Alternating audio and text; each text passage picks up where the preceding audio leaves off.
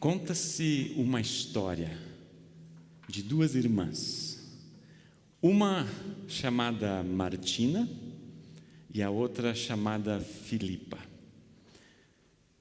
Elas eram filhas de um pastor luterano, lá numa cidadezinha pequena na Noruega. Talvez esses nomes foram dados justamente porque o pastor, luterano, tinha as referências da Reforma, então talvez seja influenciado de Felipe Melanchthon, e Martina, talvez vocês já conheçam Martinho Lutero. Essas duas irmãs, nessa pequena cidadezinha lá na Noruega, na sua juventude, eram muito belas e com uma voz maravilhosa. E as pessoas que passavam, que iam naquela cidade para visitar, se encantavam com a voz daquelas jovens. O tempo passou, elas envelheceram, o seu pai acabou falecendo e elas se sentiram na obrigação de cuidar daquela pequena comunidade e também de auxiliar os necessitados. De repente, bate na porta dela uma francesa com o nome de Babette. Ela não sabia falar a língua deles, mas tinha uma carta de um cantor que havia passado lá nos tempos da juventude e que havia lembrado: elas têm um bom coração, elas vão ajudar. Babette tinha passado pela guerra civil na França, tinha perdido o marido, tinha perdido o filho, não tinha mais nada. Então, na sua carta, tinha apenas um pedido: que ela pudesse ficar ali junto com as irmãs. As irmãs não tinham nada, eram muito simples, elas não tinham condições de sustentar elas mesmas, muito mais uma pessoa. Mas ali estava descrito: ela sabe cozinhar. E o tempo foi passando. Passaram-se 12 anos. 12 anos, Babette ali junto com as irmãs. E sabe que esse toque, tudo que ela tocava, o alimento que ela fazia, gerava alegria. Aquela pequena comunidade que era às vezes até um pouco rígida demais na maneira de lidar uns com os outros. E com o tempo, aos poucos, esse relacionamento com as irmãs, o relacionamento da comunidade foi aliviando. Mas chegou um período em que estava se chegando aos 100 anos do nascimento do reverendo, do pastor que havia iniciado aquela comunidade, aquela pequena comunidade. Então eles pensaram: vamos fazer uma festa de celebração de 100 anos? E é justamente nesse contexto que Babette recebe uma carta lá da França que um amigo dela tinha sempre jogado na loteria, e de repente ela ganha o prêmio, 10.000 francos. Não ficou rica, mas deu uma boa qualidade de vida, poderia dar uma boa qualidade de vida. E é justamente ali que ela teve uma ideia. Ela foi até as irmãs, para Martina e para Filipa, e fez o pedido que ela gostaria muito de fazer o jantar em comemoração aos 100 anos desse reverendo, desse pastor. Mas ela tinha 2 pedidos. O primeiro pedido é que teria que ser no estilo francês. E o segundo, que ela deveria que pagar. As irmãs acharam: não, mas como você vai pagar por uma janta que é em homenagem ao nosso pai? Mas depois, relutante, não, ela ganhou um dinheiro, acho que não vai ter problema ela gastar um pouquinho nesta festa de jantar. O que acontece é que depois que então ela começa os preparativos, as irmãs começam a ficar assustadas, começa a vir navios com vários utensílios, caixas, comidas, serviçais, pessoas para ajudar nessa refeição. E de repente, quando chegou uma caixa de bebida, elas olharam: o que é isso? Nunca tinham visto antes. Agora perdoa o meu francês, tá? E dela, a Babette falou assim: não, isso não é qualquer bebida, isso é um Clos de Vougeot. É assim? 1845 não é qualquer bebida, é a bebida, é o vinho, o melhor que se tinha na época. O jantar é servido para aquela pequena comunidade de apenas 12 pessoas, eles começam a comer e aquelas pessoas rígidas começam a ter alegria dessa festa, mas eles nem tinham noção daquilo que eles estavam comendo era a melhor comida que se podia ter. E aquilo que eles estavam bebendo era a melhor bebida que eles poderiam ter. A festa termina e a cena final, Babette está lá na cozinha com várias panelas engorduradas, sujas, vários vinhos então secos, e ela está lá acabada de cansada de tanto trabalhar. E as irmãs chegam, nossa, esse banquete foi maravilhoso, foi demais. E depois, a Babette, depois de que as irmãs falaram, ela responde, sabe, eu era a cozinheira do Café Anglais, lá na França. Mas eu não quero voltar para lá. As irmãs ficaram assustadas, porque elas imaginaram, depois de ganhar todo aquele dinheiro, que ela voltaria para a França. Mas não se assustem, disse Babette. Eu gastei os 10 mil francos nesta festa, pois o preço para 12 pessoas comerem no Café Anglais eram de 12 pessoas que estavam presentes nesse jantar. Não há dúvidas que esse conto, é uma história, tem um livro, tem um filme sobre isso. É um magnífico banquete, mas é mais do que isso. A gente poderia descrever a festa eterna, a festa do Senhor, a festa de Jesus, porque Deus oferece as melhores comidas e bebidas, e o preço é altíssimo, um preço que custa tudo para o doador, e nada para quem o recebeu. E se a gente for olhar para o texto bíblico, a gente vai perceber 1, 2, 3, 4, inúmeras vezes, como esse tema de banquete, de festa, está presente no texto bíblico. Não é 1 ou 2 vezes, são inúmeras vezes. Eu fico imaginando no pé do Monte Sinai, quando Arão, Moisés, Nababe, Abiú e 70 líderes do povo de Israel sobem e eles veem Deus e depois eles comeram e beberam juntos. Eu fico imaginando, que sensação é essa que eles tiveram de beber e comer com o próprio Deus? E se a gente for olhar para o texto de hoje, que a gente leu, no Monte Sião, o Senhor Todo-Poderoso vai dar um banquete para todos os povos do mundo. Nele haverá as melhores comidas e os vinhos mais finos. Deus faz uma festa com a melhor comida, com a melhor bebida. Eu não sei se vai ser do melhor vinho que hoje existe, que nem sei, eu não sou conhecedor de vinhos. Mas eu tenho certeza de que vai ser algo que a gente nunca experimentou, que nós nunca vimos e nunca sentimos antes. Sabe por quê?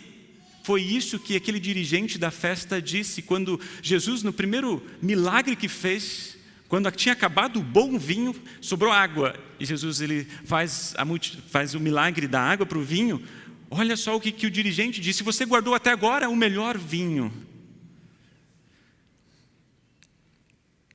Esse banquete é colocado pelo evangelista Mateus, quando ele diz lá no capítulo 8, muita gente vai chegar do leste e oeste e sentar à mesa no reino do céu com Abraão, Isaac e Jacó. Percebem que nesse banquete vão ter todas as pessoas que nos precederam na festa eterna. E na continuação, agora no evangelho que nós lemos, digam aos convidados de Jesus que tudo está preparado para a festa. E aqui, algo que me chama a atenção, que convites foram levados e colocados, mas algumas pessoas não deram muita bola para esse convite. O que aconteceu?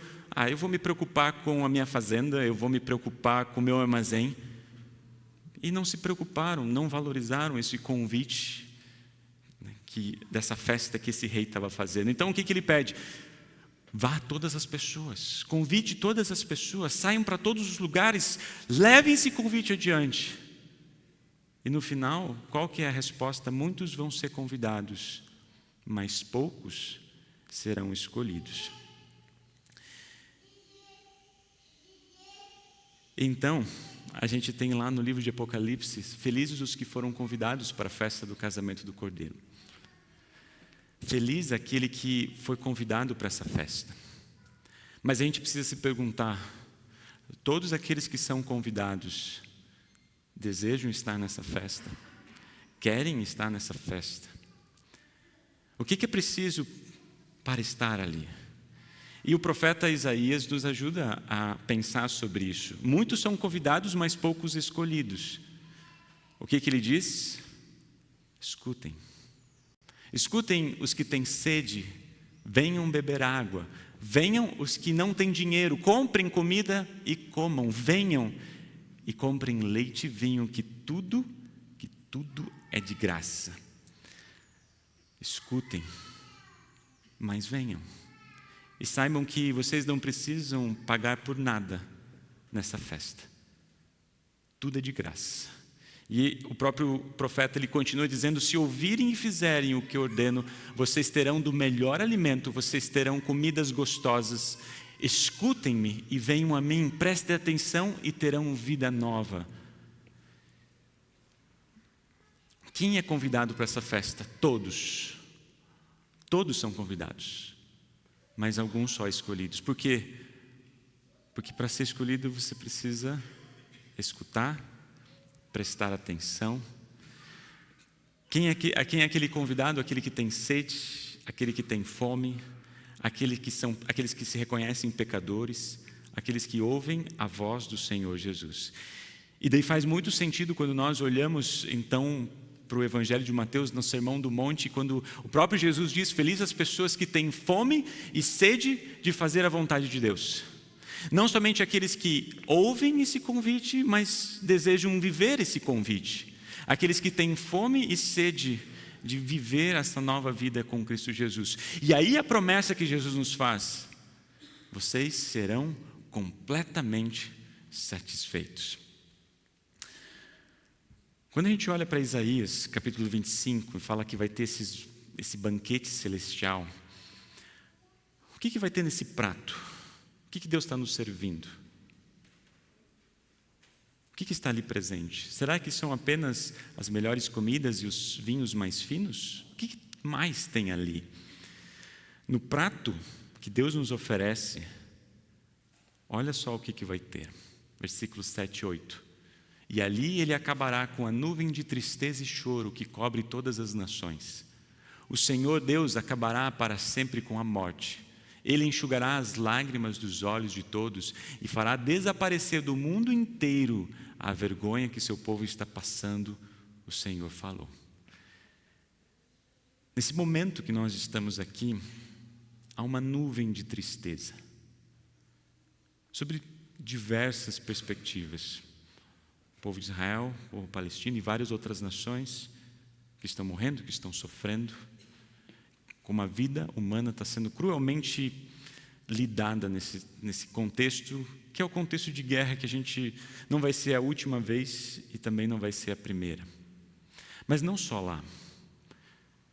Se a gente for olhar aqui para o nosso contexto, para o Brasil, no norte, muitas pessoas estão tristes, estão chorando, por exemplo, pelas consequências da seca. Se a gente for no sul, mais na parte de Santa Catarina, Rio Grande do Sul, a gente está vendo milhares de pessoas que estão sofrendo, e não só por perdas materiais, mas por vidas que foram perdidas e pelo sofrimento que isso está causando na vida de muitas pessoas.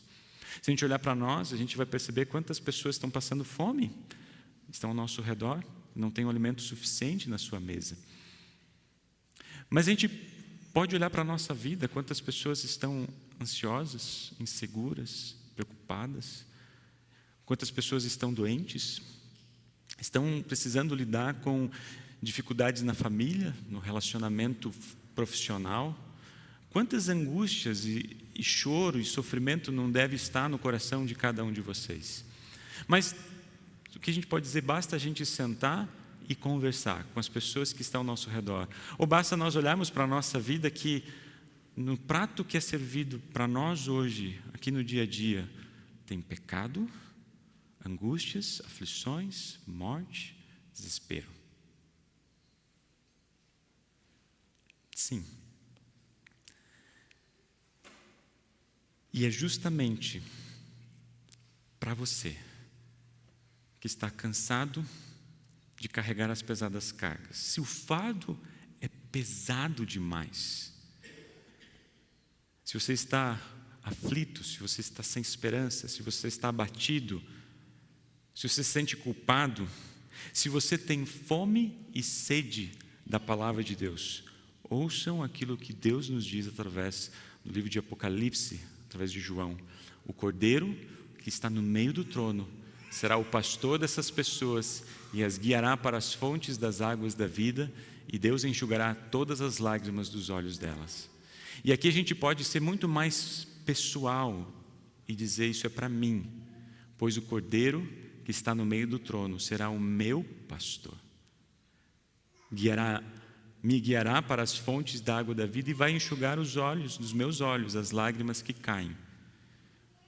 Guiará a vida de vocês, guiará cada um de vocês nas suas angústias e aflições. Mas Ele não somente vai acabar em enxugar as lágrimas e o choro, mas o que Ele vai fazer também? Ele vai acabar com a morte.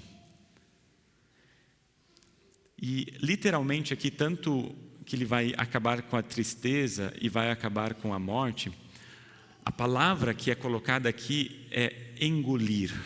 Até no inglês, a tradução que foi colocada, ela reflete, Ele vai engolir.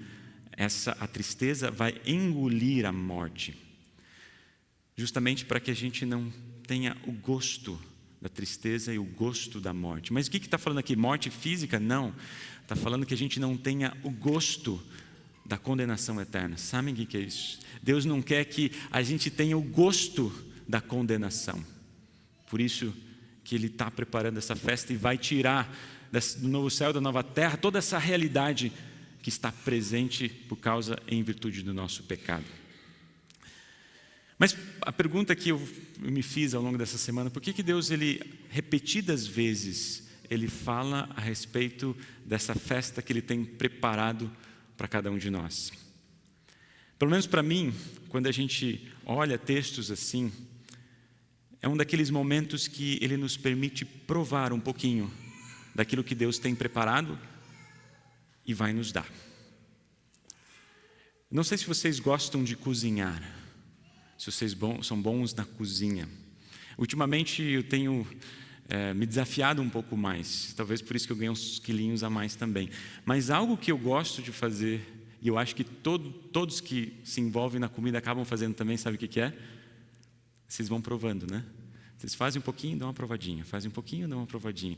E quando vocês vão provando esse pouquinho, vocês já vão sentindo e vão imaginando como é que vai ser o prato, né? Como é que vai ser esse momento de festa.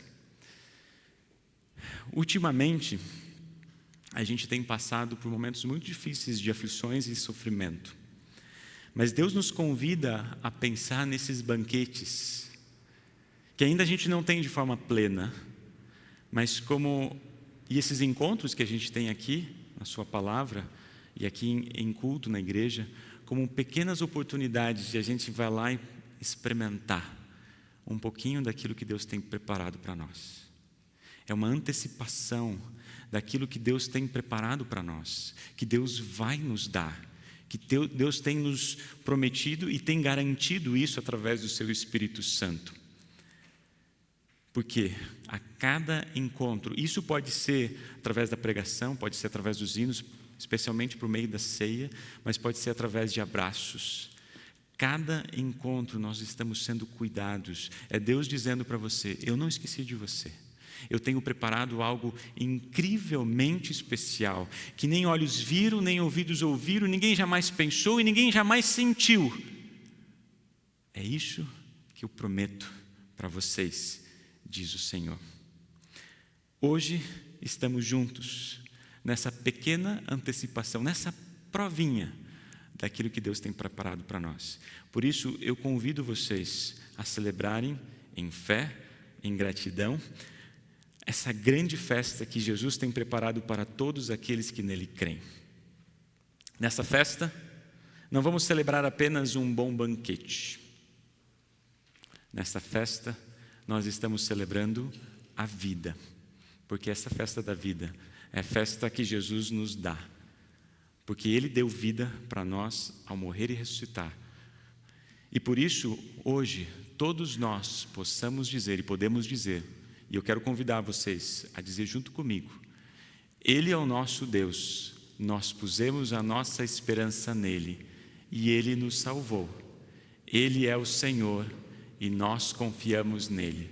Vamos cantar e nos alegrar, porque Ele nos socorreu. Amém. Nos colocamos em pé.